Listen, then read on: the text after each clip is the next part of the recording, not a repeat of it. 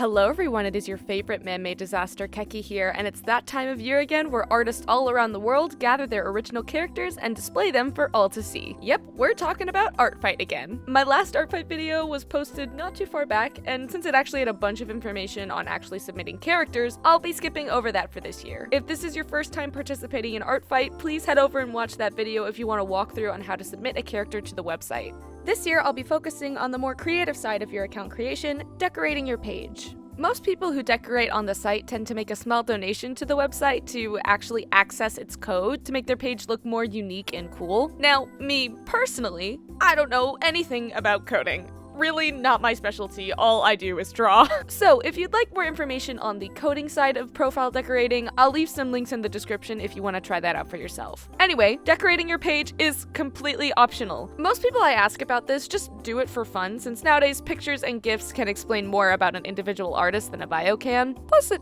just looks pretty. Last year I didn't do much decoration-wise. Most of the decorations I had were from the official Art Fight Toy House page, where multiple artists can post their pixel art and other hand-drawn decorations for free or credited use. Just make sure to check which creators ask for credited use before posting on your profile. That is very important. This year, I really wanted to step up my game for my page decorations to be something more unique to me, so I decided to draw all of my decorations myself. Each year, I draw a cover panel that correlates to the team I've chosen, something that can help users differentiate each year's works from the next. Last year's cover was a bit overboard, I'll admit, but it looks cool, so whatever. This year was, of course, no different. I wanted a jester face in there somewhere since this year's themes are comedy, tragedy, and mystery. So I made the 0 in the year the mask and kept to a lighter and more saturated palette of the already established teal and orange. This cover panel is up for free on my Tumblr, so feel free to hop on over there if you want to use it. I also wanted not just a new cover panel, but a new name card that grabs people's attention when they drop by my page. So I'm using the same design themes and colors for this name card while keeping it interesting composition-wise. You can just write your name in a fancy font, but come on, what's one more drawing? I've already got carpal tunnels, that's fine, don't worry about it. I also know I want to add my official art fight card to show people who my featured characters are for this year. For those of you who are new this year and have been seeing these cards everywhere, these are the official art fight user cards that they release on the Toy House account when the teams are announced. Artists take these cards and spread them around so people can get a grasp on the person's characters, attack style, and teams for the year. I've never added my card directly to my profile before, but I really wanted people to give my characters a chance. The last thing I'll talk about decoration-wise are what I'm calling flourishes. These are small end cap drawings that can help add more personality to a page and its segments. I used a bunch of dividers, again from users on Toy House, last year, but this year I really wanted a specific aesthetic, so I'm back in Procreate to do it myself. The big theme with jesters are bells, so I added on those, along with some stars and this weird smoky magic shape.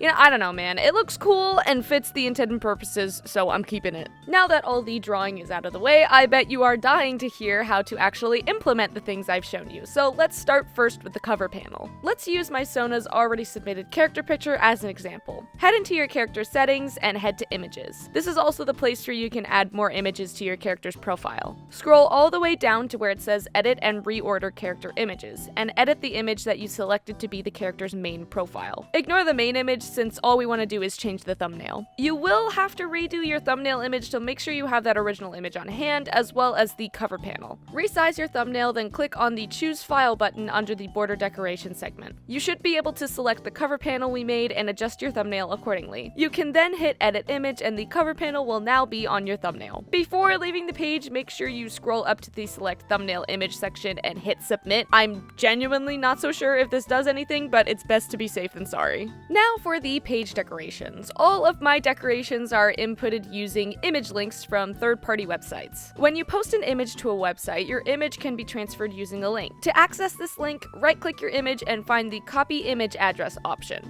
Make sure it's not the plain old Copy Image button right above, since, and I cannot stress this enough, it will not work. You can take a link from almost anywhere. I tend to find posting my work to sites like Post Images or just my Twitter account are helpful if you need a high-quality render of your image. All of your decorations are going to be inputted into your profile's description in your settings. To import the image links, select the little painting icon in the description's hotbar and paste your image's copied link. If all goes well, you should have an image you can scale and format however you want. And now we can go from this to this. The text hasn't changed much from last year since there isn't anything I wanted to change information-wise, but that's basically it. Now, I think y'all know what time it is. It is time for my annual indulgence as I talk about what I've updated from my OCs from last year, as well as some new characters I'll be adding to this year's roster. Last year's video was specifically about Licia and Odette, so this year I'll be going over the revamps I did for my OCs from my story At Earth's End. As one of the main characters of the story, Rain desperately needed a glow up. For those who have not been privy to my insane ramblings about my OCs yet, I'll keep it brief. But At Earth's End is a story about a 16-year-old alien girl named Rain and her attempts to stop the war that's been physically dividing her home planet, Pavzon, in half. I've had this story in progress since I was like 12-ish, and Rain is probably the one who's seen the most change, so why not do it again, I guess? The original reference sheet I used for the past 2 art fights I've been a part of was hastily thrown together and completely out of date with my current style, so most things needed desperate changes. For one, her outfit. Rain's main outfit when she first arrives on Earth is supposed to be reminiscent of a child in order to seem less threatening and to stand out less, but that obviously didn't turn out to be the case since what grown 16-year-old wears that stuff? Anyways, I wanted to keep that childlike feel to her outfit while keeping her blue color she's associated with. I flared her pigtails out just to make her silhouette a bit more interesting since I really wanted to push myself design-wise. I also changed up the art style I drew these characters in to make these designs more animation-friendly. I eventually would love to make a pitch Bible for these characters, but I have almost no time for that, so it is what it is.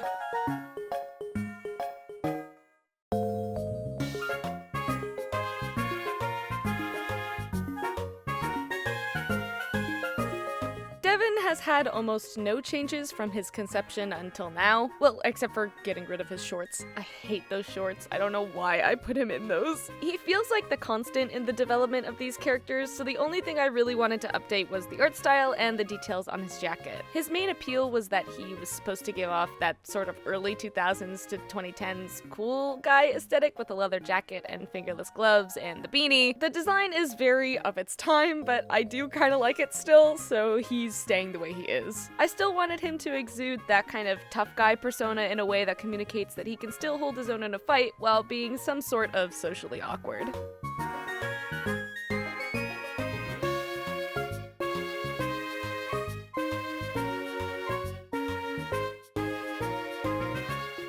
Nicole's original design was closer to Devin's when I first made her, but she's changed quite a bit. She was originally going to be the stereotypical mean girl that would butt heads with Rain, but the more I continued to write, the more complex she became. She really looks up to Devin as a person she wanted to be like, even dressing in a similar way to him until I redid her design years ago because that outfit was actually ugly. I like the concept of her being a popular girl that's popular not just because she follows trends or is rich or something, but the fact that she's smart, kind, and an athletic role model. So from that, her design hasn't changed too much from the first time I redesigned her. I did have to take away her curls since they felt a little bit too complex, as well as changing her side part to middle parted bangs to really differentiate herself from everyone else.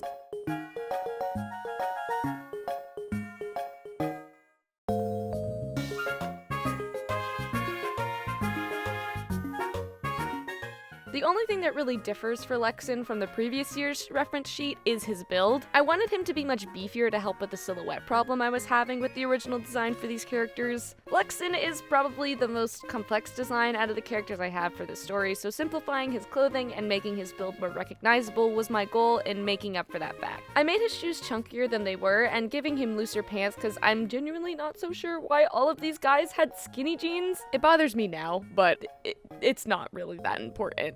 His hair was something I had initially thought I needed to simplify since I will admit it's on the more complicated side, but everything I tried didn't look right, so whatever, he gets to keep it. It's not terrible, but it's definitely toned down. I did skip the gradients with his roots just because gradients are harder to keep consistent when animating, so switching to solid blocks of colors felt like the smarter move.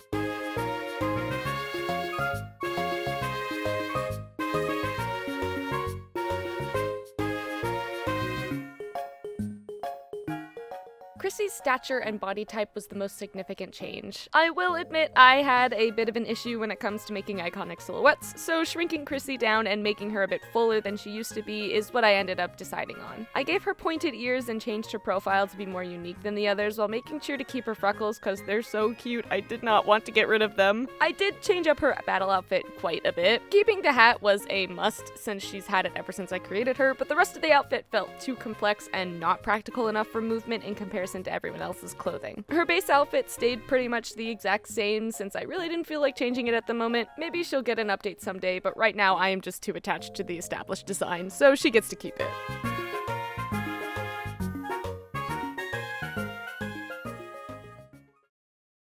And that's all she wrote! All of these OCs are up on my art fight along with my lmao OCs I featured last year and another new baby I've pulled out of the archives, so feel free to have a look if you want. I'm participating on Team Comedy if that wasn't already blatantly obvious, but don't let that stop you from drawing these characters since I am still doing Friendly Fire. So if you're in the mood for some artistic fun in the month of July and you haven't joined yet, I'll leave a link to last year's video on how to start an art fight account if you haven't already. Thank you so much for watching and happy art fighting!